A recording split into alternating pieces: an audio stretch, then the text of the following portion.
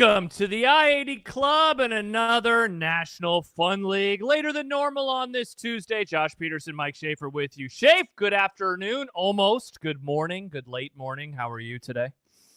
I'm good. I'm surprised that 11 a.m. is an afternoon trigger spot for you. Normally people run into this the other way around. They're saying good morning. It's like 12:05 and you're like, no. It's now the afternoon. We have determined that this is a split in the day in which we consider to be afternoon. I don't know why I'm so confused. 11 o'clock is still the morning. I haven't even had lunch yet. I will not have lunch until after the pod today. I have no idea what to say. I apologize for making a mistake like that so early, but it's so good to talk to you yet again. 7 weeks in the book, Schaef. I went on my run this morning, and I was thinking about how 7 weeks of football are gone, and I started getting pre-sad. I am one of those people that gets pre-sad about fans something. That gets pre-sad. You spent all summer dreading the start of the season. You threw a temper tantrum because they traded a pass rusher named Micah Parsons. Who had 3 sacks on Sunday. Yeah. 3 sacks. On Jacoby Brissett. Congratulations to Micah Parsons and the Packers. You're doing it again. Everyone's super impressed. You're the only one-loss team in the NFC. You're definitely going to the Super Bowl, especially if you get to play someone like the Saints or the Cardinals or, some other trash-ass team on your way there. That Cardinals loss. I have them in a wins pool, so it actually affected me beyond just the general Packers hate. What a terrible, stupid loss for that team. Just dumb all the way around. Yeah. There was quite a few dumb losses in the NFL over the course of the weekend. The thumbnail for today is Aaron Rodgers rolling left before he fires off. In all seriousness, like the longest throw maybe that he's ever had, right? Air yard wise, it hit 70 yards, a hilarious meltdown for the Steelers. You think it's the longest throw he's ever had?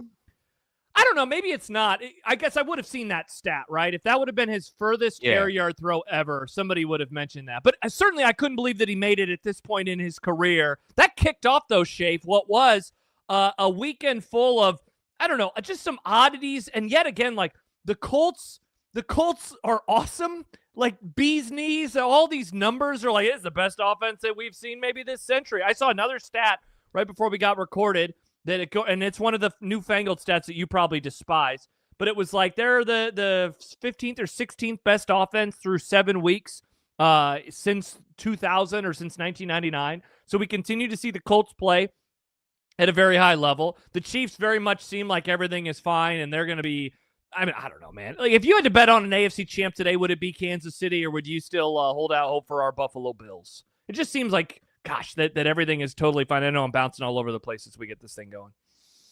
Yeah, I just don't think that I'm not going to pretend like the previous version of the Chiefs didn't exist just because they've won a couple games in a row. Like, I think this is what we do.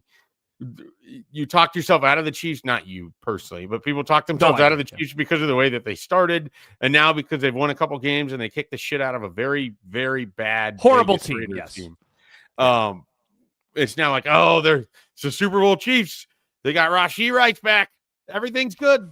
And, then there's going to be another twist or turn somewhere in the season. So I am not ready to say the Chiefs are the best team in the AFC. I'm not ready to say they're the team to beat in the AFC. I am more than willing to say that they have found themselves back in the thick of the playoff picture. I am not willing to give up on the number 2 team in the NFL, the Denver Broncos. If you can put up 33 points in one quarter, well, you're just mad that they cost you money. That's what you're mad about.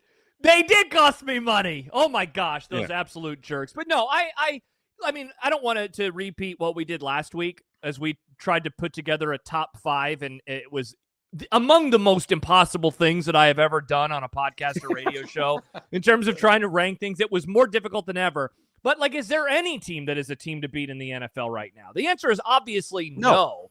And it's just going to – that's what this year is going to be, isn't it? It's going to be us debating. Right? It's awesome. Yeah. I love this. This is tremendous. It's the same thing with college football right now, but I would say even more so in the NFL as you look – because all of these teams, beyond, like, the Chiefs or the Eagles, they haven't given us any reason – like, there's no, like, proof of concept that they can actually do it in the postseason.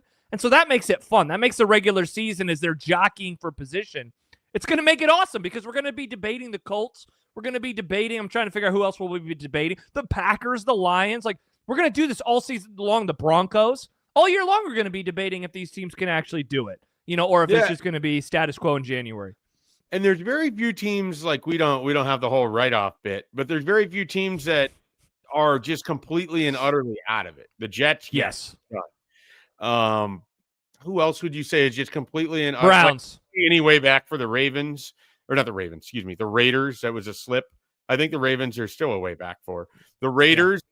Yeah. I think they are done. I think the Browns. I think the Browns are done. I am tempted to say the Commanders are done because they feel like the worst team in the NFC East to me. Yeah. I won't say that yet. For similar reasons, I think the Vikings are in that. But again, they're not done. They feel like they're the fourth team in their division, and it's hard, to climb above three other teams or two other teams. Now, obviously, lots can happen, and it's still just October. And I think both of those teams are 3-3. The Cardinals feel like they're done. That's a tough division, and they've clearly just given away every possible win that they could this season. Dolphins, Titans, 13 points. Yeah, Dolphins, Titans done. I think that's everything, though. Texans, I'm calling done. They have no chance. That is Saints. One of the worst offensive teams that you're going to find. Saints are done. Panthers aren't done. I don't think the Panthers are dead yet. We can't cross them out.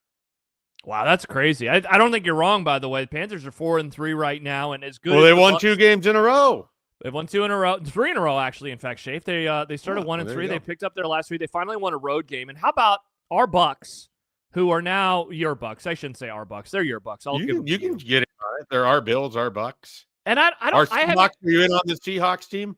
Nah. No, I do like them. They're very good. And I don't want to turn into a point differential guy, but it is wild that the Bucks. You're going to be a point differential guy. 5-2 are now -1 in the point differential on the year. And we've talked about them every week for at least 5 minutes, probably. I thought last night was the culmination of the start of the year where it's just like, they can't keep getting away with this. They're really fun. Too many injuries. And at a certain point, it was going to come home to roost. And last night was a classic spot for it to come home to roost against a good team on the road. Now Mike Evans is going to be out for a while, which really sucks. Though it continues to just show how wide open the NFC is. I mean, it's pretty wild now because I thought that they had played through the first 6 weeks the best football, even though all of their games were close. And now you just wonder, I still think if I had to bet on them today, I would bet that they win the division. I don't think that the Falcons or the Panthers are going to be able to catch them. I wonder if their ceiling has lowered, though, just enough. And maybe that's unfair because Evans will return this year. Why? And they do have all these other pieces. Have lowered? Because what maybe would be the argument that their season has lowered relative to Detroit or to the Eagles, both of which they've lost to, by the way. And that's why seeding wise, now they're barring, sure. the tiebreakers, they're kind of toast now because they've lost to those two teams. Do we care about seeding in a wide open year where anybody can beat anybody? And I'll put it to you this way. Are you really going to tell yourself in January that Baker Mayfield couldn't take a Tampa Bay team into Detroit and win that game after seeing Jaden Daniels and the Commanders do it a year ago? Are you going to say that Baker Mayfield couldn't go into Philadelphia where they're just functional as hell and could throw all over that defense? I would say that it's still very wide open. I know the point that you're getting at. And I think really what it tells me, to the other thing that stands out, these are your 5-2 teams right now. And just the NFC. The Eagles, the Lions, the Bucks, the Seahawks, the 49ers, and the Rams, right? The Rams are 5-2. They're not 6-1. Correct. You're correct. You have 6 5-2 teams in the NFC.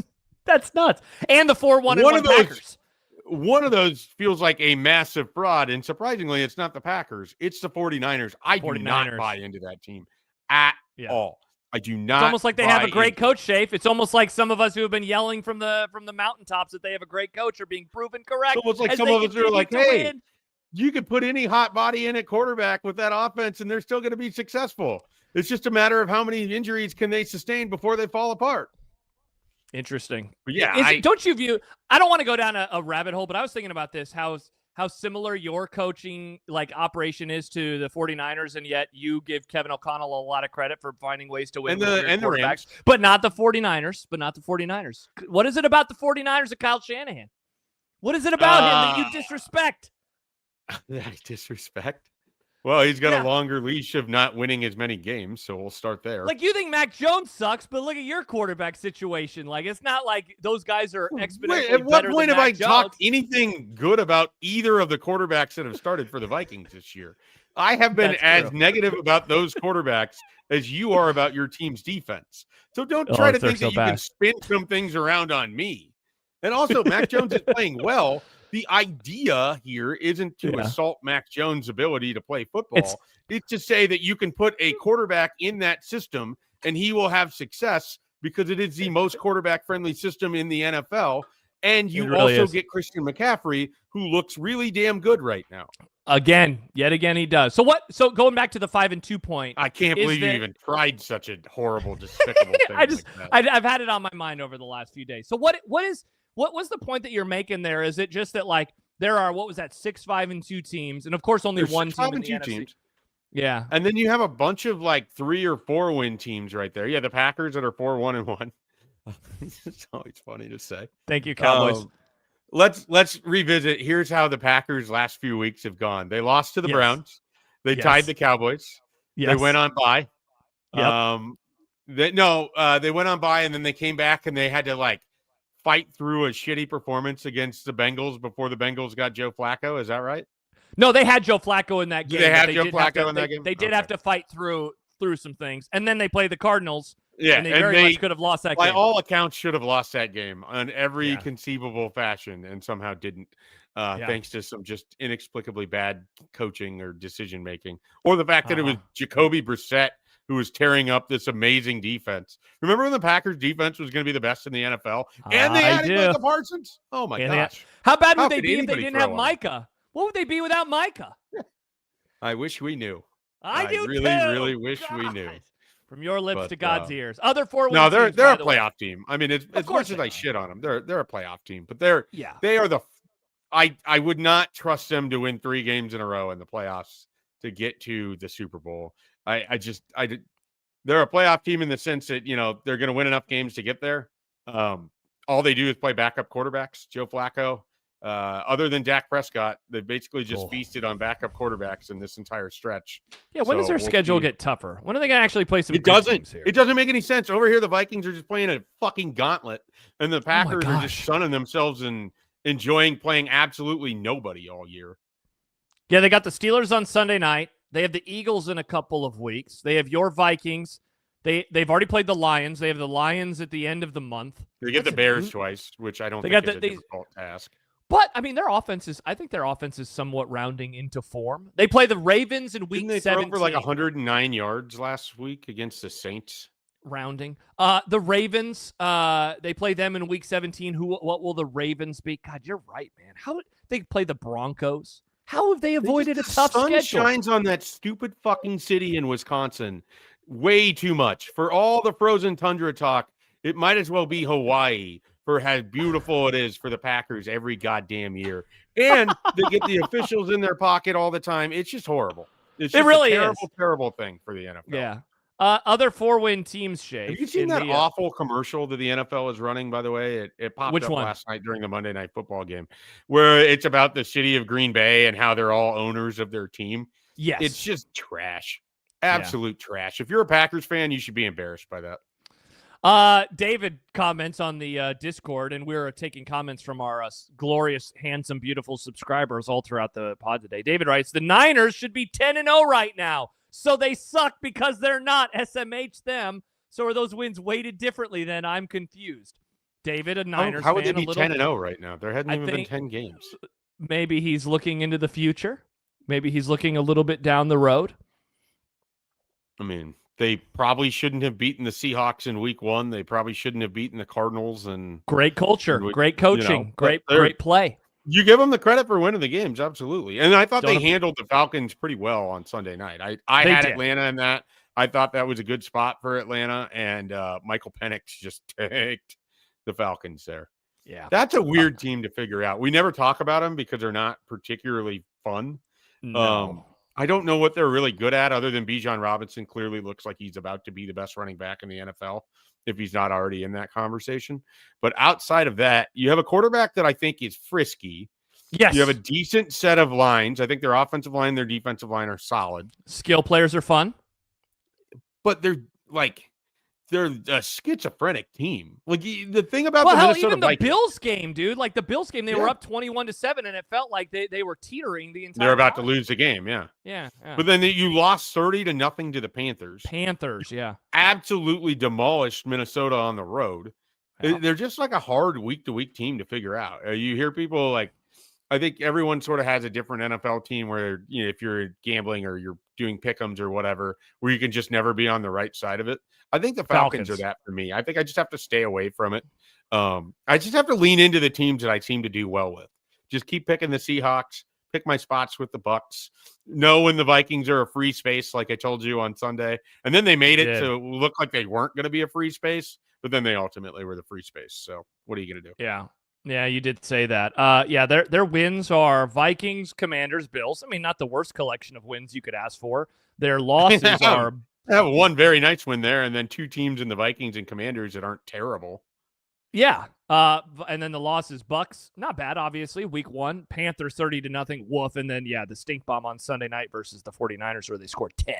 Other 4-win teams, by the way. So you mentioned the Packers, the Panthers at 4-3. That's so confusing. And your Chicago Bears, Mike Schaefer, 4 wins in a row. Bears. Oh, my bad. Matt McMaster's Chicago Bears, 4 wins in a row. They beat the Saints on Sunday. They have the Ravens, the Bengals, the Giants, the Vikings over the course of the next few weeks. See, now, how many games are they going to win out of that? Out of that stretch, Ravens, Bengals, Giants. They'll beat the Bengals. I would say they'll beat the Giants. Yeah, will they beat the Bengals? So. Yeah, I'm higher on the Bears than you are. I didn't realize I was going to do a who day, but instead it's will they? Will they? Yeah, will they? Will they going to beat them? Yeah, they'll beat Cincinnati. They'll beat the Giants. I don't know. Speaking of, the Bears are just going to show up and play competent football. I mean, they won by 12 over a frisky Saints team. Saints have been playing well over the course of the last. They were at home against a dome team that starts Spencer Rattler. Like, how frisky are we getting here? Hey, Rattler has been playing fairly well lately. I got to go look at this. He's been playing fairly well. Admittedly, I will say this. I have not watched the Saints much this year. There's not a whole lot of reason to watch the Saints. They do have one win. They're always on in one of my quad boxes. They're always on in one of... They played because I don't know. They played the Bills close. They played the Patriots close. They beat the Giants. You're right, though, in terms of the dome of it all. That said, I mean, the Bills game was a road game for them. The Seahawks game was trash. But otherwise, I haven't been like... You know what? That Spencer Rattler has been perfectly fine. Thank you very much. He threw 3 of his 4 interceptions in one game against the Chicago Bears. Yeah. So I think that was a solid win. Now, this week against the Ravens, I mean, this is as a lot of people, I think Bill Simmons is the one who coined the term. They call it the kitchen sink game. This is that game for Baltimore. If they lose to the Bears, their season is done. Would it shock you if the Ravens beat the Bears by like 20 points? I don't think it would, Mike Schaefer. Knowing you. And then we'll be watching the game with McMaster. Beat the Bears by 3 points. Oh, wow. Poor Matt. Yeah, what will it be like as you're talking shit in my basement to him about the Chicago? You'll probably make snide comments under your breath. 100% snide comments, but I won't like outwardly. I'm not going to be the guy who just starts cheering for the Ravens because my friend is watching his team lose to him. I'm not that person. Wow. Now, if there's a fantasy implication, I'd be like, okay, yeah, I have Lamar Jackson. Yeah! Lamar. That's cool that you called him a friend, though. I mean, that's got to be exciting news for Matt to be considered one of those.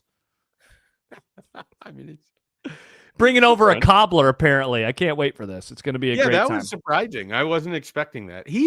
I will say this for Matt. He's frisky. Speaking of frisky, every conversation I have with Matt McMaster, there's something that he says where I'm in the back of my head. It's like, wasn't prepared for that. Yeah, wasn't expecting that. During the College World Series, he gave me his top 10 movies of all time, and it was like a bunch of slop that I would have expected. And then he didn't pick like Chocolat, but it was something like that. I'm like, wait a second, you're picking that movie is in your top 10? Like maybe he has a heart under there that I didn't realize, like he's maybe an emotional man in a way that I didn't expect him to be. I can't wait to watch the Bears game with him, son. He texts me about the Bears every week. So I feel like I have more Bears takes this year than I have in years past because I talk to Matt as often as I do. I can't wait to see what he's like in person. I forget, does your team play? Your team doesn't play on Sunday. They play on Thursday against the... They play Thursday night against the Chargers in a game where nobody knows what either of these teams are capable of. No. Yeah, Remember when you put the Chargers in the Super Bowl in week 3? John picked them to make the Super Bowl before the year. I am officially out on the Chargers and hopes of success in the postseason. I should have never been in on the Chargers and hopes for success in the postseason. Okay, we've done 20 minutes on the NFC being super wide open. Is the AFC as wide open in your mind as the NFC? And there's like a obvious follow-up here of how much is your priors of that side of the Chiefs and how they always figure it out, and the love of the Bills, and even the Ravens may be figuring some things out. How much of that is a shadow over that conference and what you're expecting to happen over the course of the rest of the year? My general expectation is that it is still very much wide open in the AFC. There is no dominant team in the NFL. I think it is very much a week-to-week league right now where you have certain teams, the Chiefs are one of them. I think the Bills are that. Like the Bills are what, 4-2? Yes. How many teams in the league would you say you definitively take over Buffalo in a straight up head-to-head game right now, neutral site? Definitively? Definitively. No doubt in your mind. Colts? That I would take over them? Over the Bills? Yeah. None. In a straight up head-to-head game. None. So that's my point. So like you still have Buffalo and they're 4-2 and they haven't been great, but they're 4-2. They're hanging around. You have the Patriots where I don't know what to do with them. I think that they're going to be a playoff team, but I'm trying to think of an example of this. They strike me as a sort of playoff team that kind of like the Chargers the last couple of years where like someone has to make it. They're going to win enough games to make it. But I have absolutely no belief that when it comes to beating one of these other teams in a critical situation, whether they're home or on the road, that they're going to get it done. I think they're going to handle a light schedule. I think they're going to stack a bunch of wins because of that. They got a great win against Buffalo. I think they're a much improved team. I think they have a great coach in Mike Vrabel. And yet absolutely no part of me believes, unless they make some kind of major move, that their team is good enough to win against Kansas City, against Baltimore, against Buffalo. Indy would be a fascinating matchup with those teams right now because I think Indy has I feel better about Jonathan Taylor and Daniel Jones. And, the other thing is Indy's defense is, you want to talk about frisky. Those guys make plays. And so I would take Buffalo over New England. So all of this to say, like, I think it's still very much wide open in the AFC. I don't know who the best team is. I think it's the Bills. But they haven't played like it lately. Yeah. No, they played very poorly, but they're coming off of a bye, and maybe that kind of helps them out a little bit. And you don't have to be. The other important thing is you don't have to be the best team in the NFL in week 8. No, you have to be the best team in sometimes January. Very not helpful. So if they can kind of work through some things, and we've got the NFL trade deadline has gotten more and more interesting each subsequent year, I feel like, and there's going to be some teams that can potentially help themselves out and make a few moves. There's going to be teams like if you're the Minnesota Vikings and you love just adding draft capital and you don't think the season's going anywhere, are you potentially moving some guys to some contenders? Like, do you move a Jordan Addison right now if someone's giving you a first round pick because he can be that level of wide receiver for you? Because you're probably not going to be able to pay him with what you're paying Justin Jefferson and everyone else. So there's some teams that have some interesting pieces that have to make some decisions. By the way, I want to do something on the teams, a couple teams you just mentioned, but my wife, who is listening from the other room, just says, giving me a homemade cobbler is basically the easiest way to get me to like you. Unrelated, Josh has never made me a homemade cobbler. I'm catching. Do you know how to make cobbler? Absolutely not. I don't even know what a cobbler is. What is a cobbler? Well, a cobbler fixes shoes. So, there's that. But a dessert cobbler is, it's a fruit-based dessert with a lot of cinnamon and nutmeg. And, I don't even know what nutmeg is. Nah, I'm okay. You'll find out. Yeah. Well, I guess I will have to have a bite of it. She also points out that I hate hot fruit. And then she says it's an even worse take than him liking the cobbler. You don't like pies. You're probably not going to be that interested in cobbler. Correct. That is true. I want to go back to the Josh Peterson food thing. We don't need to revisit it, but the anti-pie take is just trash. I like chocolate pie. I like an Oreo pie, like those types of pies. The cold pies. I like the crust. Yeah. Sure, yeah. Mm-hmm. I just don't want the fruit. Bills. I'm with you on the Bills. Who's their best win? Like, I mean, it's the Ravens. They beat the Ravens in week 1 when we didn't know that the Ravens were bad. But man, otherwise, Schaef, Jets, Dolphins, Saints, like the who's who of bad teams in the NFL right now. Yeah, for the frisky I just think Saints. there's a lot of teams that you can kind of look through their schedule and be like, it's not that impressive, you know? Yeah. They're like, who? That said, man, beat? they over the next month they got the Panthers, they have the Dolphins, they have the Texans, they also have the Bucks and the Chiefs. So like they're going to be able to pick up 3 wins for sure, you know. And then can you get but maybe go split 1-1 those or lose both of those games? Yeah. Yeah, and the Chiefs game, by the way, is in Buffalo this year in the regular season. They also down have for the a Bills Steelers win on that one. Yeah, I mean they've the had regular a lot of season, so the Bills are going to win that game against Kansas City. Bingo! They've had a lot of success. Though that would be, I mean, we talked about it earlier in terms of tiebreakers and stuff. That would be pretty massive if the Bills beat the Chiefs, because at the very least that would mean a 4th loss for the Chiefs, not knowing what will happen with them around that. But man, if the Chiefs win that game, I mean, gosh, man, like, is this setting up for the Colts to be the 1 seed? As we're paying attention to all these other storylines, if the Chiefs beat the Bills, like, holy crap, Indianapolis fans have to be over the moon about that opportunity to host 1, if not 2 playoff games come January. So what you're saying is just looks a lot like it could be the postseason where the Titans were the number 1 seed and 100%. Ryan Tannehill gets like beat up by the Cincinnati defense, throws a horrible interception. We're setting up for something like that. 100%. What did we talk about last week? I think it was that season, right? The 2008 season. The other one that I would bring up. Or wait, did you just which season? Which Titans? I mentioned the Titans. That's like what, 21, 22, somewhere in there. Yep, 2021. And then there's the 2008 year where they were also the 1 seed. Yeah, I think that it's like, okay, priors. I'm still trying to figure out what I think about this Colts team, because we have seen out of nowhere, like, teams before. And we've seen out of nowhere teams, Schaef, with quarterbacks who either had done nothing or had played kind of terrible in their careers. You know, like, not to bring up old wounds, but like last year, the entire season, people are like, yeah, but I got to see it from Darnold in the playoffs. I got to see it from Darnold in the playoffs. And then he put together week 18 in the wild card of like, yep, if you doubted him and you held on to that stock for 17 weeks, like, you were cashing in. Like, is Daniel Jones just going to be that over the course of the situation 1 year later? I mean, I don't want to do like position versus position or coach versus coach, but he does have a real nice situation right now in terms of he has a running back, and you couldn't say, like, he has Jonathan Taylor, and you couldn't say that about the Vikings, at the very least a year ago. Yeah, well, it's a different situation because Sam Darnold was the engine, and I think in Indy, Jonathan Taylor is the engine, right? Like, that's the offense is built around Jonathan Taylor. In Minnesota, the offense was built around Sam Darnold's arm. So it clearly was more imperative that Sam Darnold continued to play at a high level for Minnesota to win than it is, Daniel Jones doesn't have to do as much, but he's been very good. I mean, he's had a nice stretch of games here. This is a guy that another one of these quarterbacks that if the Vikings would have chose him over their current situation, they would be in a much better spot right now. So wow, that's crazy. Continue to just find myself absolutely floored at how poorly this has gone. And who could have seen it coming? What soothsayer among us could have predicted that handing over a team to a quarterback that wasn't prepared, wasn't ready, isn't even good enough to have been a first-round pick when he was taken in the spot that he was?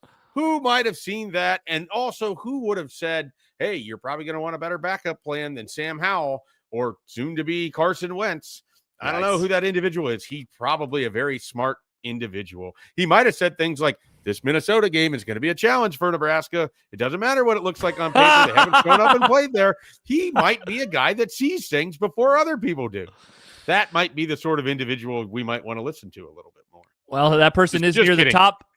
He also says things that are completely and utterly wrong, and we just ignore those. So, well, that person is near the top of a wins or a pick'em pool right now. No, he is tied for first place in a pick'em pool right now. So I say that we should listen to the guy. The other guy, at least when it comes to the NFL, I feel like I have a pretty good feel for some of this stuff. Now, to counteract this, and I want to switch this real quickly because I want to talk about this team, even though nobody really cares about them, and they're the least talked about team in the NFL, but they might be the most schizophrenic, stupid team that's ever existed in the NFL. Okay. What the fuck are you supposed to do about the Jacksonville Jaguars? What is this team? Every game they play is some sort of meme. They have talent on this team. They have multiple high round picks. They have what I think to be a pretty good coach in the sense that he was a good coordinator. And then you go out there, and I get, it's London. But it's almost like you got to throw that out, right? If anybody is well prepared for London, it would be the team that has played more games there than anybody else. Yeah, that's true. I mean, that was horrible. I can't take Jacksonville seriously at all. No, and I don't think you should. And you know what? I don't think you need to. I think we can put Jacksonville in the bucket with a lot of other teams that are maybe, like they have solid. Yeah, maybe that's what we do. We don't do the cross-off teams. We do in the bucket. And I think Jacksonville could get put into the bucket because I don't have to take them seriously. Now they're on randomly on various national television platforms for some reason. You want to talk about a team that I have watched more of than I wanted to. And I started the year like, I'm going to watch Jacksonville. I want to see this Travis Hunter. I want to see how he does in the NFL, which, by the way, he finally had a fantastic game. But now I don't want to watch them at all. They anger me. Go away. Yeah. Zach Lowe, he started this thing when he was at Grantland, RIP, where he would do the league pass rankings, and he would take into account all sorts of things. It wasn't just, is the team good? This is an NBA thing, by the way, for people who are like, what the hell's league pass? He wouldn't just take, is the team good? We're now an NBA whole podcast? It starts tonight, baby. The NBA's back. But he would take, it wasn't Schaef just like, are they good or bad? But it was, no, Schaef, it's okay. I'm not talking NBA. But he would say, do they have a fun brand of basketball? Are their announcers good? But one of the things that he pointed out that I always appreciated was, is their court pretty? Do I like the aesthetics of their arena? I hate watching Jacksonville games. I hate their stadium. I hate the vibe. It is always misty and cloudy and gray. They have an ugly-ass stadium. It's a terrible place to watch a game. And most of their games, they seem the same, where it's just like, oh my gosh, even as you said, they're a meme. Even when they beat the Chiefs, the quarterback fell over twice on the same damn play, and they won. I mean, like, it's wild. They have wins over the Chiefs, who is, if they're not the team that I like the most, if they're not the team that I like to come out of the AFC the most, they're certainly in the top 3 right now. I very much respect the 49ers, even though you don't. The Texans, it is what it is. They even beat the Panthers, who are kind of a weirdly solid team right now. And then, though, they lose by 8 to the Seahawks in a game where it's like, you win this, and we are officially saying you are in the mix. And then they get just demolished by, 21-0 in the first quarter? And it's like, all right, cool. I don't have to pay attention to this dumb London game. They have the Raiders coming up in a couple weeks, so they're off right now. They have the Raiders, the Texans, the Chargers, the Cards, and the Titans. Like, Schaef, they could pick up legitimately 4 wins in the month of November, and I still won't respect them. Or they could go 1-4, and I'll say, thank you, now I don't have to watch you anymore, except when you're on national television for some reason over the course of the back half of the season. I hate them. I hate the Jaguars. Go to hell, Jacksonville. I'd subscribe to all of that. It's like hard for me to explain because obviously I'm a very opinionated, loud, boisterous individual. And I will tell you directly and be as blunt as possible. I hate the Packers. I hate the Eagles. I hate the Saints. Obviously I have this whole thing going on with Detroit right now. Chicago. I have never enjoyed, the Bears. It's more just like annoying. This is their year, and then it never is. Like, just shut the fuck up and go away. And they will eventually. And you've got Kansas City, which I've harbored resentment towards because I grew up and forced to watch their games all the time. And now that they're like good, they've come back with the most obnoxious fan base in the NFL by far. They can never just lose a game. Somehow it's always stolen from them, or you're supposed to over applaud everything they've ever accomplished. And if you don't give them, you're having the best run you'll ever have. Just enjoy it. Just enjoy the time. What a time. You to can be say alive. things like Josh Allen's a better quarterback than Patrick Mahomes. And then you just get this like, well, how many Super Bowls did he win? Blah, blah, blah, blah, blah, blah, blah, blah, blah, blah, blah, blah. So, you got the Chiefs on that list, but there's a special spot for like the Jaguars, who I don't have any like disdain for anything they've ever done on a on-field level, and the Vikings don't play them that often, so there's nothing related to that. They're not in a regional sense. They've never been on a grand stage where they've done anything where it's been annoying. They're just mere existence is offensive to me. The fact that like in 2017, I was rooting for the Patriots against Jacksonville in that AFC Championship game because I thought it would have been an affront to football to have Jacksonville in a Super Bowl. Like, that's how I felt about it. You know, like there's just something about that and so there's a tweet from a few years ago last year, where one of the 24/7 sports guys who does our rankings and all of it, he's talking about how Travis Hunter is going to end up in Jacksonville. And I like quote tweet it, and I was like, please God, no, because I wanted to watch Travis Hunter literally anywhere else, even though there's a cool homecoming story to all of it and all of that. Sure. I just don't want to have to invest any energy on that team.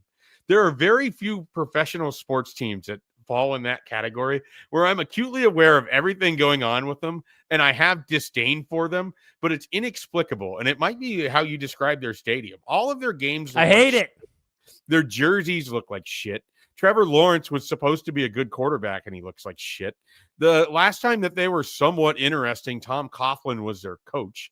They made Urban Meyer turn into just the biggest villain in all of football for one whole season, which is kind of funny because he was way worse at Florida with all the stuff that they had going on there instead of doing a little bumping and grinding on a bar after a Cincinnati game. So, you know, it's just like it's just insane. You know, like what is it about that organization? They're owned by a guy who owns like the off-brand professional wrestling. You know, it's everything about them is just weird. So that's as much as we need to talk about Jacksonville, but I'm glad we had that conversation. Yeah, Mark said, and you just mentioned, Marcos, they hired Urban Meyer. Like that, in a way like that should be something that never allows them to win a Super Bowl. This is the franchise that hired Urban Meyer in 2021. I was okay with them hiring Urban Meyer because I wanted to see what it looked like. The fact that immediately it became the worst thing that ever happened. They had celebrity chef Doug Peterson as a coach after he won a Super Bowl. That obviously didn't go well. I mean, so, you know, and again, I actually think the guy they have now is a perfectly fine coach, but it just looks like a tire fire all the time over there. Isn't it amazing that they were down by 28, 30 points and they won a playoff game? Like, what the hell? Chargers, you are. But it's the perfect team to do that too. It really is. There's three teams where it makes sense that this could happen to. The Chargers would be one, the Vikings would be another, and your Cowboys would probably be the third. Hey, speaking of, before we go, Ed Werder reported earlier that the Cowboys and Raiders, I'll just read the tweet. According to sources, Dallas Cowboys have made inquiries. Is it inquiries or inquiries? Inquiries with the Raiders about a potential trade for Max Crosby. Let me ask the question to you from this perspective. Should the Cowboys look to fortify the defense and give up draft capital? Because part of this, of course, is that they made the mistake in trading Micah Parsons, right? Like they did that, and so now they are trying to undo it to some degree by giving up some of the capital that they traded for. I have been arguing over the course of the first 6 weeks, I don't want them to make a trade because I don't think that this is worth salvaging. The offense is playing at such a high level, though, and the NFC is so wide open that I wonder, what would I give up? What would I have to get back? Would you make a move, whether it's for Crosby or somebody else, knowing that the defense is not just awful, but like it is the worst in the NFL in a lot of ways. So what can one player do? If they're average on defense, all bets are off. But they're so far below average that I just don't know if one player can make up for how bad they are on that side of the ball. I wouldn't trade the draft capital to go get a guy that's going to lock up cap space. And so that's what happens if you go get a Crosby because he's getting paid a fair amount of money. What I would rather see them do is if you can find some smaller fixes and you can trade, you know, a 3rd round pick or a 5th round pick, and you can get a guy that can help you over the next 8 weeks. Because what you're trying to get to is just being even below average would probably be good enough for this 18th best defense. Right now. So if they can get to being like the 13th best defense or whatever it is, which also they have the 18th best defense right now. Or is that what you want? I would, if they got to the 18th best defense. I was going to say, there's no way they can't be better than 14 teams defensively. No, I see what you're saying. Depending on the stats, they're 32nd or 31st in pretty much everything. So if I was a Cowboys fan, what I would want, don't touch the first round picks or the future draft capital there. Trade, some lower end picks or whatever, or just try to go get a few veterans that can maybe help raise your floor a little bit defensively this season. Play it all out. And then next year, this is where Jerry has to not be Jerry. You got to go spend it for like go get some guys that can help you, because you have space. You have the ability to go get like 30-something million in cap space right now. I love Max Crosby. I think Max Crosby is really, really good. I think you would enjoy having Max Crosby. I just don't think it makes sense to go trade Micah Parsons, who's better, to then turn around and then trade for Max Crosby when you could have just paid Micah Parsons. I would agree wholeheartedly. That doesn't make sense to me. That's just sort of robbing Paul to pay Peter. Yeah. And then the one positive about it, look, that I'm not going to be forgiving of Jerry Jones. The one positive, I guess, about it would be that Max Crosby, I think his salary is in the $32-33 million range, and Micah Parsons is now 47. So at least you're not paying as much money. But yes, it would be that. It would be borrowing money from investment capital to pay off NIL debts. Like, that's what it would be. That's dumb. Why would you ever want to do that? Yeah. We'll see. I mean, it's going to be interesting. I don't think that's a great decision if they were to do that. Now, again, I think Max Crosby is really good. It's just you need more than that. You got to get linebackers. They got to get defensive backs that can be somewhere in the neighborhood of a pass. And those guys aren't just available, very often. And so what they choose to do there is going to be really, really interesting. Yeah. Wow. Quite the season. The offense is playing at a higher level than I've ever seen them before. CD and Pickens are awesome together. Dak is out of his mind right now. And then they have to go play the other side of the football. And so it is, and they played well on Sunday, admittedly, right? Like but they also didn't have to play any wide receivers. All the top guys for Washington were out. So it's not like they went against the who's who. But you got 2 games, including a lunch bet game between the Cowboys and the Cards coming up very soon. But first, they got to go to Denver, a place, Schaef, that they have not had a lot of success. I don't see that going great for them. So the last 2 times for sure that I can remember them playing in Denver, because they do the every 8-year thing. So 8 years ago, they played there in 2017. It was the second, I believe, or third game of the season. That was the second year with Dak and Ezekiel Elliott, and they got absolutely smoked. I think it was 40-something to 9. I mean, it was a terrible football game. The time before that was 2009. That Josh McDaniels won. It was early in his first head coaching tenure, and he was freaking out, running all over the field. They played them in 2021, and the Broncos dominated from snap number 1. That was in Dallas, but still. And then 2013 was one of the more unmemorable games for me as a Cowboys fan, where Peyton Manning ran a bootleg touchdown because the Cowboys defense was pretty much as bad as they are right now, with Monty Kiffin as the defensive coordinator in 2013. Why? So, yeah. Can I ask you a relatively strange question that you probably have no answer for? Sure. Okay, so I'm looking at the Cowboys schedule, and if you do this on ESPN, it also tells you what ticket prices are. Yes. So the ticket price for Denver would be $312. Whew. They come home. Tickets are $21 against Arizona. Tickets are $68 against, these are all home games, $68 against Philadelphia. The Kansas City Chiefs come and it's $163. That's pretty high, you think. That would only be the 4th highest on the schedule. Why I actually do have an when answer. The Cowboys for you. are on the road, it's super expensive. It's $23 to get in against the Vikings, $19 to get in against the Chargers, $50. Like, what is this? I actually have an answer for you. Where it's under $25 to get in. Those are standing room only seats. Okay. Yeah. It's they juice makes the number. A lot more sense. They get, because they'll have like 90,000 people at these games, but I would swear like 15,000 fans it's standing room only in the end zones. But like you're just standing behind a guy, so you're like looking at watching on the big screen. This makes a lot more sense than that. Yeah. That explains it to me, because I'm over here. I'm like, man, if you lived near the stadium and you could pay, $75 plus fees, so that's probably $75 plus another $1,000 in fees, because that's how the fees work. Not to mention parking. Good point. This whole idea that you could go to a game relatively cheaply is just falling apart. But I forgot they do the standing room only thing. I think the Vikings do that, but I don't think that's what shows up as their lowest. Like, I think their lowest ticket price is usually like a seat. Let's see. I'm looking at their ESPN thing. Their home games. Let's see. Eagles. Oh wait, that's the one you just played. Baltimore 136, Bears 169, Washington 127. Yeah. All of your lowest prices are above $100 to get in. Football. Wow. What a sport. The National Football League. This is the National Fun League. We do this. We didn't even talk about the Eagles and the Vikings. Can I get a couple minutes on that? Absolutely.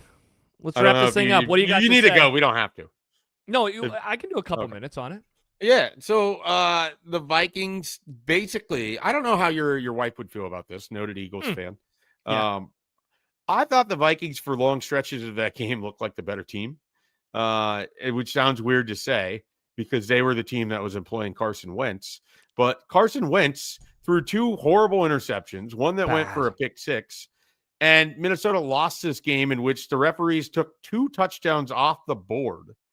And they lost this game by, what was it, 6 points or whatever? 5 points? I forget what the... I thought it was 9. I thought you lost by 9. Did you not lose by 9? 9? No, they kicked the field goal that got it. It was 6 points then. Okay. They kicked the field goal that got it within 1 score. Remember, they needed to stop. And then everybody knew that they were going to throw to A.J. Brown except Isaiah Rodgers.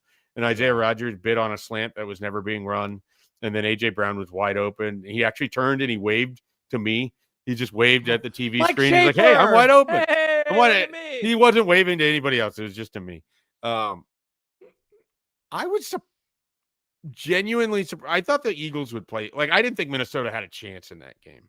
Mm-hmm. But, like, shaky Carson Wentz, and Minnesota has fantastic passing options, obviously, with Jefferson and with Addison, and Jordan Mason's good. And their offense, like, they're the reverse of a lot of other teams where it's like if you just gave them a competent quarterback, I think this is a team that is winning a bunch of football games this year.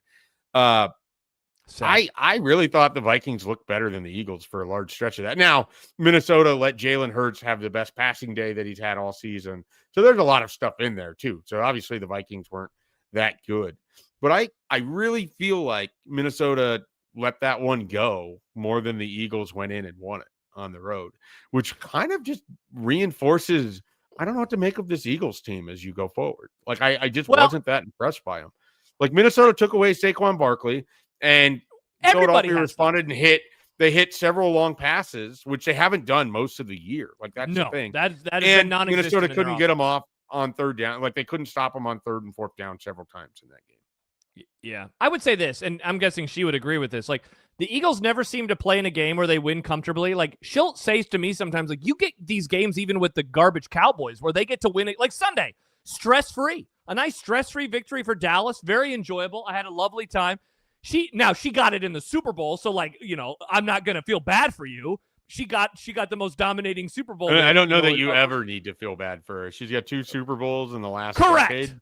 Correct. I don't think there's ever a time in which, you know, you're going to have to be like, oh, this is unfortunate that the Eagles have lost 47 games. I feel bad for you right now. Yeah, that's the dream. But like they do this every week. So like I don't know what to take from anything that they're doing right now because they do play like this every week. You know, where you're like, wow, I think I've watched them multiple times over the last, even in their 10-1 start a couple of years ago and now this year, where I watch them, I'm like, it's wild that they just keep winning a lot of these games. And like, you know, there is something to be said for their ability to do so. But yeah, I think I watch them almost every week this year and think, yeah, they could have lost that game. They could have lost that game. They could have lost that game. Now, this one, I will say this, as someone who watches every game of theirs, I thought that this was one of the more comfortable wins that they have had, even though they only won by 6 points.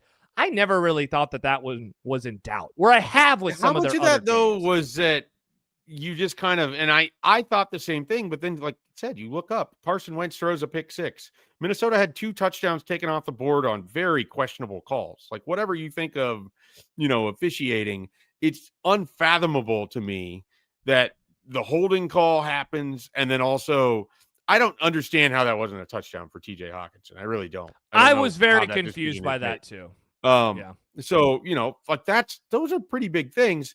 Minnesota scored on 6 possessions. The Eagles scored on 3, 4. I mean, so, wow, that's crazy. You know, Minnesota was all over them they punted 1 time. Like, for as comfortable as it might have seemed to you, it was a 2-score game for much of it, wasn't it, though? Weren't they? A lot of it because Minnesota's kicking field goals when the Eagles were getting touchdowns. I mean, that's we always talk about that. If you have to settle for field goals, and that comes back to Minnesota not running the football enough when they needed to, or also, and more importantly, they had the fucking Tin Man playing quarterback because Carson Wentz might be the dumbest individual I have ever seen. Inside of 4 minutes, I have watched that guy waste 2 minutes of game clock in one possession games or about to be one possession games against the Steelers and now the Eagles. Maybe it's just something with the state of Pennsylvania where his brain just doesn't work when he has to make a comeback. He's like, we got all the time in the world. I'm just going to stand at the line. I'm going to order things around. We're losing time. Oh, we just wasted the 2-minute warning. Oh, that might have been valuable for us.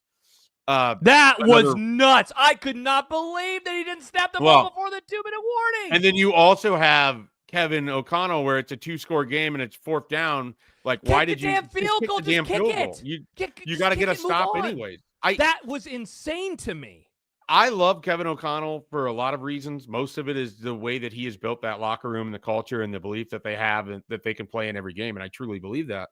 There are some stuff that he does on game days that is absolutely phenomenal. Like when against the Bears, he's yelling at the kick returner, get out of the end zone, make sure you kill the 2-minute. He does other great stuff. He has some horrible challenges and some just weird like inconsistencies in the red zone or with clock that I do not understand. But we saw again the same thing. I don't know if you stayed up. I think you were in bed by the time that they would have kicked this. D'Amico Ryans had another horrible coaching decision where they just did a normal kickoff and gave away the 2-minute warning when they kind of needed a stop against the Seahawks to have a chance in that game. Like, how is this an epidemic for coaches? This is obvious stuff. Like, you should not make that mistake ever, let alone 2 times in the same year before we're at week 8. Not that he did both of them, but Ben Johnson was the other for the Bears. Like, that should never happen. Everybody especially once it's happened one time, then it should definitely never happen. Everybody should be paying attention to it. I don't know who the announcers were for the late game, but they were just ripping them on it. Ripping them.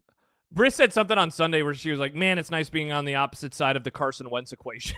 It was like, yeah, it definitely is, Yeah, he sucks. He is a terrible quarterback, and who knows when we'll see J.J. McCarthy back there on the field. It has certainly started to reach the point where I think that now this is a load of shit, and that this ankle injury, like when Schefter is carrying water with multiple tweets, well, they always said this could be a 6-week injury. Now it's been a 6-week injury. Like, all right, I don't think I believe you anymore, Mr. Vikings. Yeah, no, Vikings. They clearly overestimated how ready he was to play, and it's unbelievable that they did it when he never got to practice last year. He played in one preseason game each of the last 2 years. And he was underdeveloped coming into the NFL where all he did was turn around and hand the ball off. Like it shouldn't have been this difficult to see it coming. And yet here we are. Yeah, indeed. And here we are finishing up the podcast today on this Tuesday. Thanks everyone for joining us a little later than normal. If you listen to this on the podcast feed and you were like, where the hell was this? Well, we had to move it back a little bit. So we recorded at 11 a.m. on this Tuesday, October 21st. We'll be back next week for the week 8 recap. I cannot believe it will already be almost halfway through the season. We are having a great time here. If you want more from the I-80 Club, bonus episodes, access to the Discord server, which Mike Schaefer is in from time to time, patreon.com/I-80 Club. Schaef, everyone is sad right now. What, though, can you offer people at Husker 24/7 Sports that will maybe make them feel a little happier? Yeah, Nebraska's going to win on Saturday. They'll be 6-2. They're going to come back and they'll play well against Northwestern, and it'll set up the game against USC. I don't know how that one's going to go, but I feel very confident Nebraska will come out, handle their business on Saturday against Northwestern. So if you want more exciting takes like that, you can get over to Husker247.com. Awesome. You'll have a Hypecast coming up over the course of the next few days. Must listen. That doesn't make any sense, but I listen to it every week. It's a great podcast. You guys do daily stuff. You're doing all sorts of things this year. Everybody's doing stuff. Look at all of If you want to wallow in sadness, the Sunday side session with Michael Severe was very good. Great episode this week with Michael. Always fun to listen to him chop it up about a game. He is, he came into studio yesterday. He was there for like 45 minutes, maybe as frustrated as I have ever seen him about a football game. He told the story about talking with you about walking down at the end of the game and wait a second. They got sacked. It's Dylan Raiola still out there on the field. What the hell was going on? Man. Yeah. I I don't know if Rule got asked about that, but that is one of the biggest coaching malpractice decisions that I've ever seen from a Nebraska coach. And they once employed Scott Frost for like 5 seasons. It was a lot of years. Yeah, not great. Not great at all. All right, so you can find all that stuff, Husker 24/7 Sports.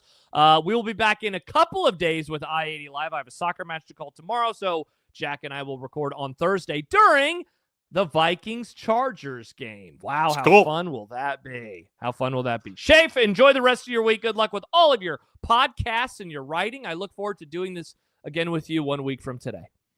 All right, sounds good. All right, that is National Fun League week number 7. We'll talk to you next week.